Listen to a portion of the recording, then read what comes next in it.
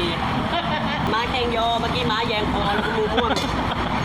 คนนี้ไหมคะพูดจะไม่กล้าพูดจาหยาบคายมากเพราะว่าเกรงใจสีปากมันเนาะเป็นชุดคุกพิชพอเราด่าพวกทหารเราปากด่ากุ้งนะแยกของกินนะคะ สวัสดีครับแล้วมีชาแนลครับผมคลิปนี้นะครับอยู่ที่ร้านเจ๊เบียร์ฮอลยำเจ๊เบียร์ยำอินเตอร์ขาหมูอากวงนครชัยศรีนะครับ ลูกค้าจ๋าเดี๋ยวนะเดี๋ยวเราจะกินผักมาอีกครับเอาผักมาลงไปที่จานเอาไปข้าวแบบนี้นะอะไรว่ามันคุณน้องจะตรวจสอบ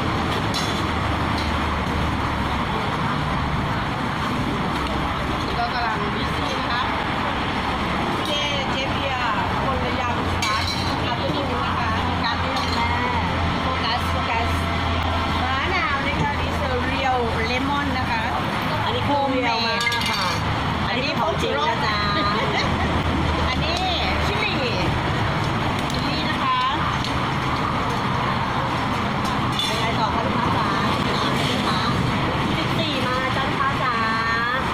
14ยังมีชีวิตอยู่ไหมคะ15ลุกขึ้นมาเลยค่ะ16มาจ้าเจด้ามั่นใจว่าเจด้าสวยมากกว่าดาวหวันนะคะแต่ดาวหวันนมใหญ่กว่าเจด้าค่ะเจด้ามั่นใจค่ะไม่ต้องถามใครเลยลูกใช่ไหมหมีแล้วไม่หมีอมยิ้มอ่ะ ใช่ครับ ก้อนหนึ่งก้อนล้านก่อนเจด้ากับดาวหวันเป็นสาวใต้เหมือนกันนะคะเราก็แบ่งความงามไปนะคะ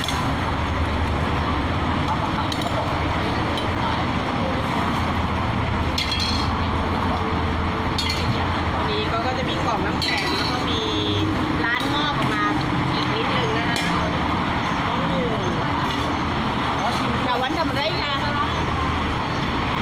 จำไปหน่อยตอนนี้เราก็มีเสียงภาษาอังกฤษนะคะ เสียงภาษาไทยภาคกลาง เสียงภาษาไทยภาคใต้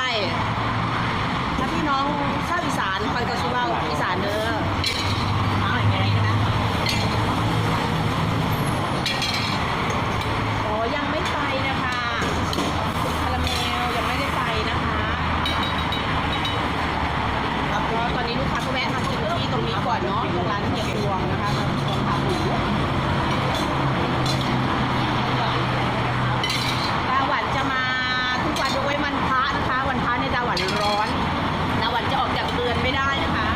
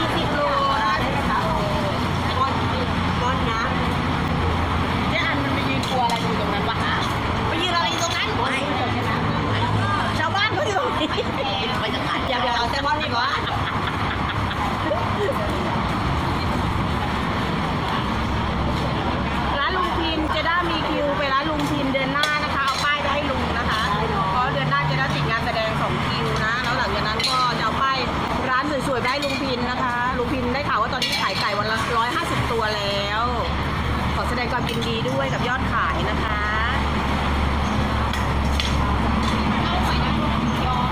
ไข่เป็นไข่ยอเนาะ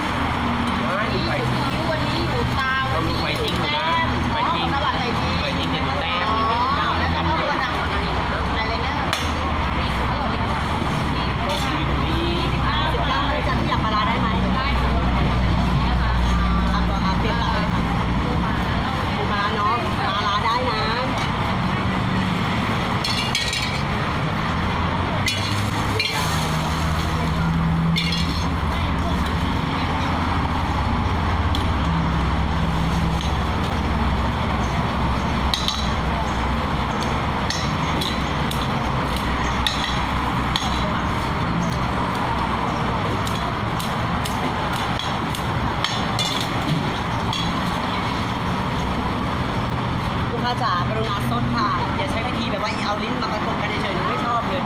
ซดได้แรงพร้อมอะไรต่อครับปากปิ้งเอาคือม้าสดแซลมอนอย่ามากนะ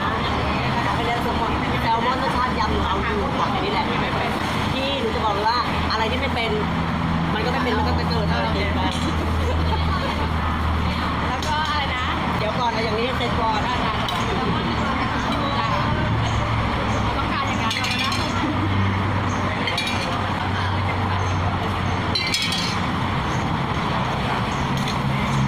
แต่พอเสร็จแล้วลูกค้าอะไรต่อดีจ้าเอาปูม้าสดปูม้าไปแล้วเมื่อกี้เอาสุกปูม้าสุกนะแล้วก็ได้ไหมคะได้ค่ะได้แล้วก็เดี๋ยวค่ะมารวมลูกค้ารวมนะ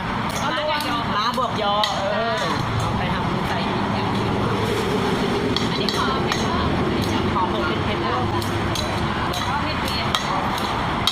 สั่งใช่ไหมคะพี่เดี๋ยวให้บอกเลยได้ไหมวันนี้พี่ไปฝากเราได้สั่งลองผัดโอ้ยไม่ใช่พริกกองใช่ไหมพริกขิงนะพริกสันเจิ้นรถตู้มาแล้วเบียร์มารับตัวแล้วตู้แล้วกระยาอยู่ดีโอ้ทัวร์ลงไหว้ก่อนมึงให้มึงไปเราอ่ะกูมาเลยนะเอาไข่แดงด้วยใส่ไข่แดงใช่ไหมสั่งให้จมนะเดี๋ยวฉันจะรู้ประมาณมัน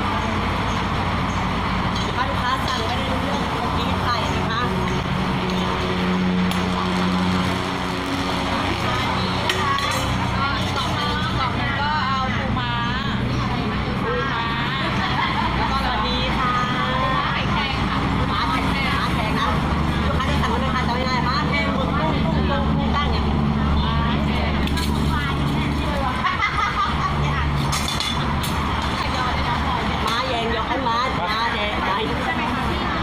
ข่งยอ เดี๋ยวไม่ถามพูดอะไรเงี้ยโอเคจบเก่าลืมเลย ม้าแข่งยอ มาแข่งยอ ลองพูดเร็วๆนี้เจเบียร์ ม้าแข่งโยเมื่อกี้ม้าแยงคอแล้วก็มือม่วง มาเยอะ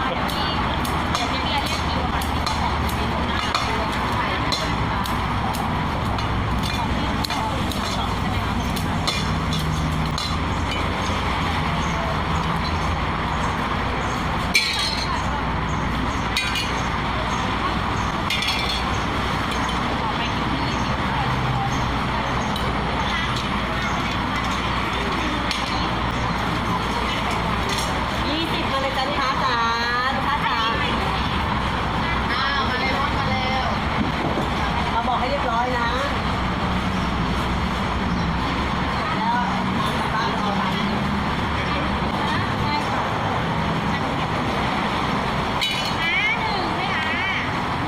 แล้วก่อนมีอะไรที่ไม่ล้ามั่งไม่ล้าหมดเลยไหมถ้าไม่ล้าหมดเลยบอกชื่อมาเลยม้ามอนแพงเออเนี่ยพอเราด่าพวกทหารเราปากจัด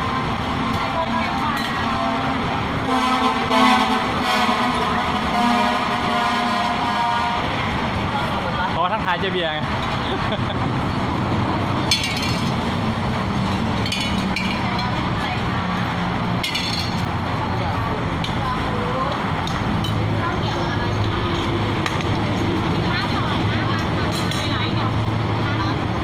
เป็นร้านสองนะให้รู้อย่างเดียวว่าร้านหรือไม่ร้านเนี่ยเบนจะจัดให้เลย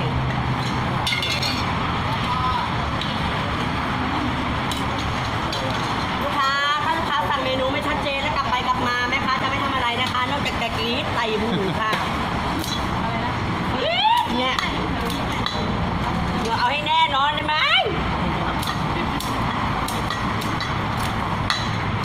ตอนมาถ่ายเจเบียร์แรกๆนะดำนี่ผมดำจนตอนนี้ผมงอกหมดแล้วนะ จำแค่นั้น เครียดเสียงกรี๊ดดัมมี่ก็เริ่มผมร่วงกับผมงอกนะคะ โอ้ยปีนี้ 50 กว่าแล้ว 50 กว่าแล้วนะเข้าเจเบียร์เลยเนาะ เท่าเจเบียร์ผมอ่อนกว่าเจเบียร์2 ปีครับ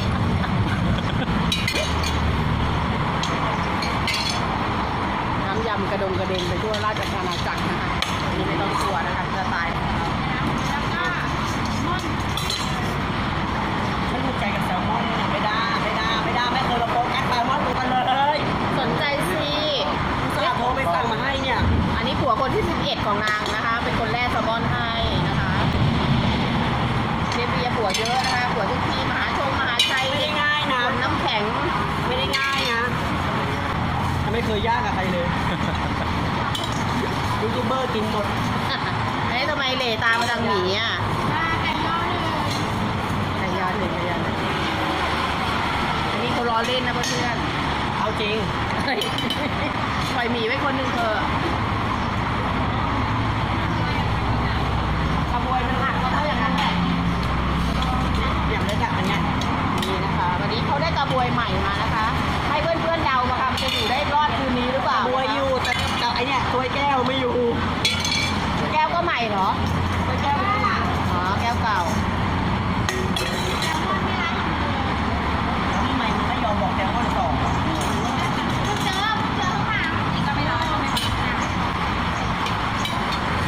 ี่นะคะวันนี้ยำฉ่ำๆนะคะแซลมอนยำ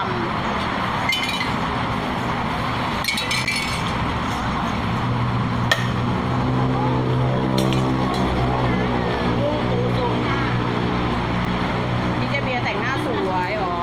วันนี้แต่งหน้าโทนนางเงือกนะคะนางเงือก เปล่าค่ะแต่งหน้าทน5 นาที 5 นาทีแต่งหน้าโทนเอลซ่าที่ได้เกียวซ่าที่เห็นเหลือบ ลอง ๆ ให้ นี่ มาถ่ายมันแป๊บ ที่เห็นเหลือบๆนี่คือหางปลากระพงนะคะมาทำ เปล่า เสื้อ ค่ะที่จะไข่ค่ะ ขอเก็บปลาแซลมอน แล้วอาจารย์ก็เอากับเขาด้วยนะคะ แต่จริงแล้วเงียบวันนี้เริ่ม ตัว นะคะ เมียนี่พอในปาก ต้องแข่งร้านเลยแข่งร้าน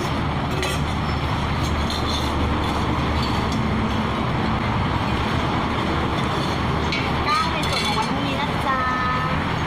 วันนี้แม่ค้าพูดจะไม่กล้าพูดจาหยาบคายมากเพราะว่าเกรง ใจสีปากมันว่าเป็นชุกุพิช แต่ซื้อลิปมาจากเพนิพายใช่ไหมเราข้ามมา อะไรปลาร้าวะ เพนิพายเพนิพายอันนี้เป็นลิปสติกรุ่นใหม่ค่ะ รุ่นสีของติ่งตึ๊ดตึ๊ดตึ๊ดตึ๊ดตึ๊ดเพนิพาย หมดแล้วกินไปกินอยู่แล้ว หัวมา 21มาจ้ะลูกค้าจ๋า คุณหนูเล็กมาเลยค่ะ หลับอยู่เหรอคะ หนูเล็กบอกว่าสวัสดี ส่งตัวแทน สวั นะ สดีพี่ๆรอบวง มา แต่ ตรง มี นี้กลับมาใกล้ๆเขาหน่อย แต่มีสวัสดีหนูเล็ก สวัสดีครับสวัสดีครับผม ผู้ติดตามเธอ อ๋อครับผมขอบคุณมากครับ ทุกอย่างปลาร้าหมดเลยนะเดี๋ยวเริ่มจากปลาร้าก่อนปลาร้าก่อนนะ